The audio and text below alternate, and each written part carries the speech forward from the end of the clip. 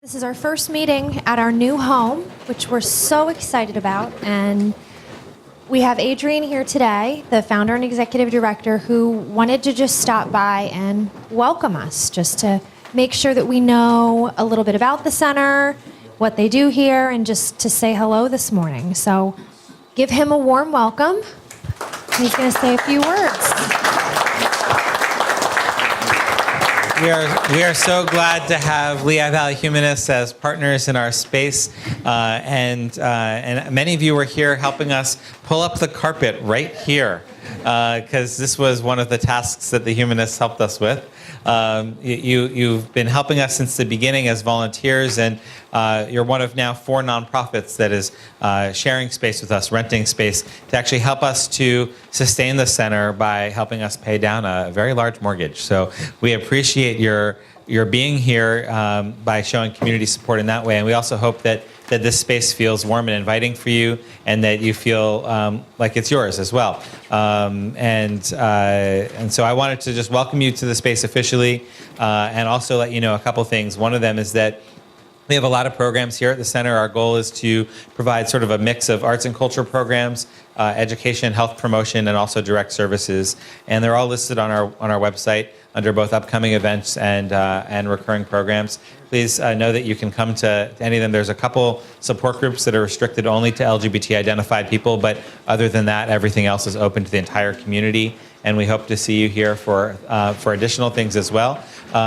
The art that's in the 2 galleries, one is over here, the other one's up the stairs. The art is all for sale. Our art galleries highlight local LGBT artists, and the artist reception for that event is on May 14th, and you're welcome to come and meet the artists as well. But anytime that you're here for a meeting for Lehigh Valley Humanists, if there's artwork up that you see and that you like, you can always purchase it. So and you can contact me, and I'll work with you on that.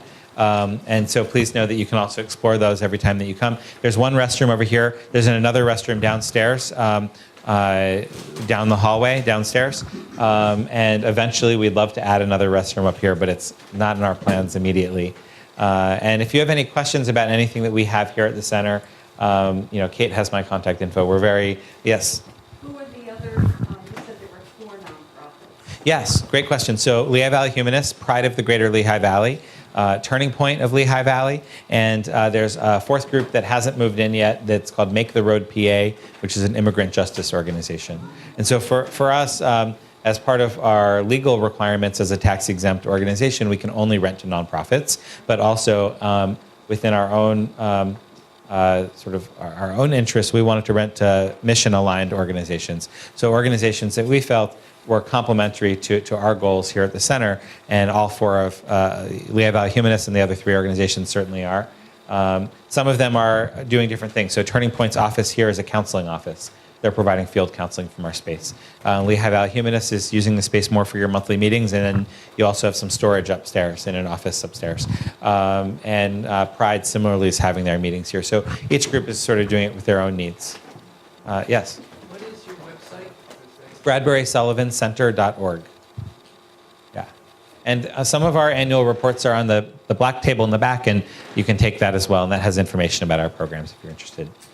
Okay, well, I'm going to turn it back over to Kate, because I know you have a really packed program, but thank you all for being here. We're really happy that you're in our space.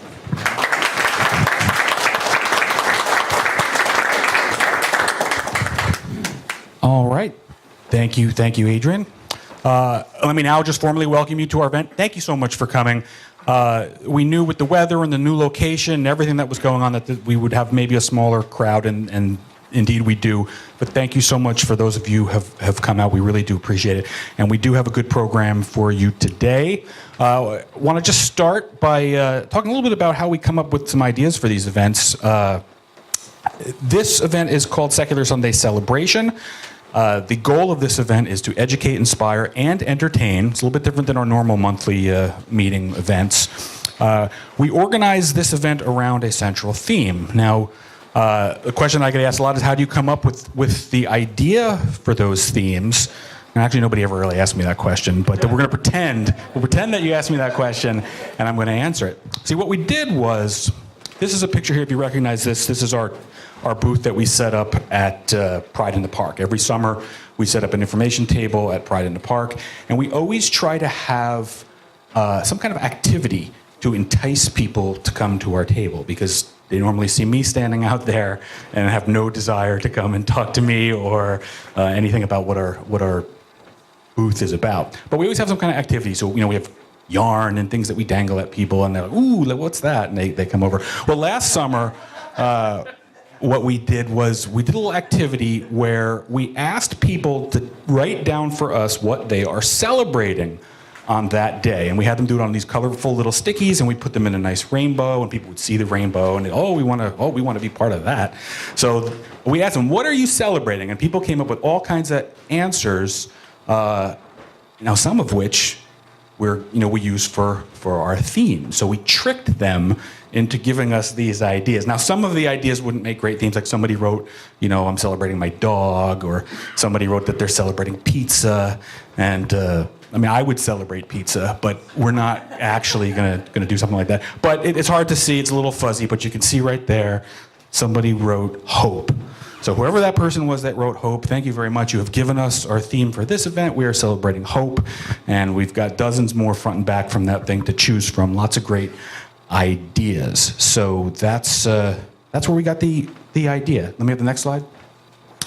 So what is hope? Hope is a feeling of expectation and desire for a certain thing to happen. So what does that mean for humanists? What do humanists hope for in general? Well, let me read you just for a minute an excerpt from the Humanist Manifesto 3, which is a great document with a horrible name. And it says, humans are social by nature and find meaning in relationships. Humanists long for and strive toward a world of mutual care and concern, free of cruelty and its consequences, where differences are resolved cooperatively without resorting to violence. The joining of individuality and interdependence enriches our lives, encourages us to enrich the lives of others, and inspires hope of attaining peace, justice, and opportunity for all. Humanists are concerned for the well-being of all. We are committed to diversity and respect those of differing yet humane views. We work to uphold equal enjoyment of human rights and civil liberties in an open, secular society, and maintain it as a civic duty to participate in the democratic process and a planetary duty to protect nature's integrity, diversity, and beauty in a secure, sustainable manner. So what does that mean in a nutshell? It means that humanists do indeed have lots of hopes. Chief among those, perhaps, are peace, justice, equal opportunity, well-being, diversity, equality, and a healthy environment. Now, hope only gets you so far. Back in the day when I was in the Army, they used to have a saying that hope makes thin soup. So hope alone isn't going to get you there. Hopefully that hope will let you see the goal, it will let you see what we could be as a society, and hopefully that will inspire and motivate you into action to fulfill the dreams of that hope. And that's what I love about this group, is that we're not just, I hope this gets better and I hope that gets better. But I look out in this audience and I see so many of you that actually dedicate your time and talents to turning those hopes into reality. So that's what we're here to do today. We're here to celebrate that hope and how it spurs us into action. I hope that you will enjoy the program that we have for you. We have a great show, lots to fit in, not a whole lot of time, so we're going to get right to it. These are the things we have on the schedule. We already heard from Adrian. We've got the Lehigh Valley Gay Men's Chorus. We've got comedian Ryan Hill. He's going to tell us a story. We've got Butch Fry, the biodiesel guy. We're gonna make a little kitchen science here for you.